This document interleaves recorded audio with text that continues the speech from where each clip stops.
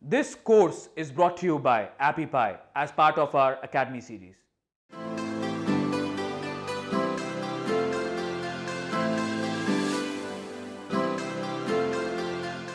In this lecture, I'm going to go over 3 headline secrets that are going to allow you to write way more effective headlines. And the first one is clarity over cleverness. So you always want to be clear in your copy. Your customers will not give your copy their full attention. And that's because, let's say they're browsing their email inbox, or if yours was an ad in a newspaper, they're kind of half aware of what they're reading. It's not as if they're fully engaged in their email inbox.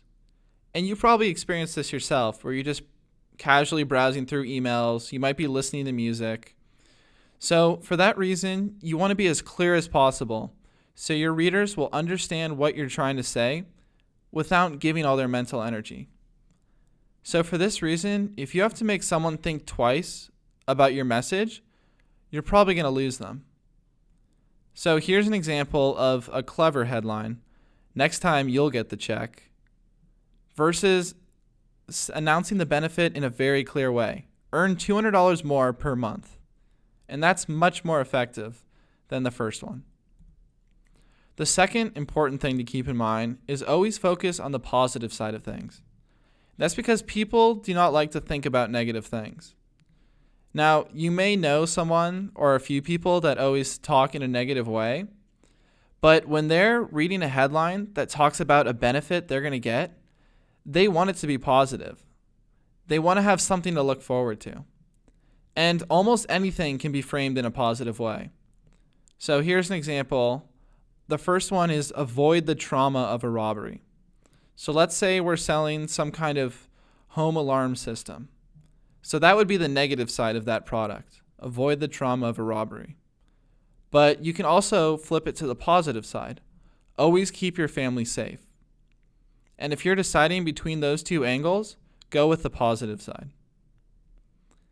And lastly, and this is a very important point, sell the cure, not the prevention. And this really gets into human nature. People are much more likely to buy something that solves a problem they are having right now. They're much less likely to buy something that prevents something bad from happening in the future. Even if that possible bad event is really big, they're likely to put off the decision, say, "I'll think about it," and then they'll never buy your product. Whereas if they have a problem right now and you can solve it right now, you're much more likely to get their business.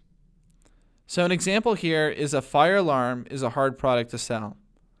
Let's say you're selling a really advanced fire alarm. I don't know if they make those, but in this example, let's say they do. So you're selling a prevention. You might have a fire in the next couple of years, so I need you to buy this fire alarm now. That's a hard thing to do. That's a hard sell. But on the other hand, a product like Tylenol is an easy product to sell.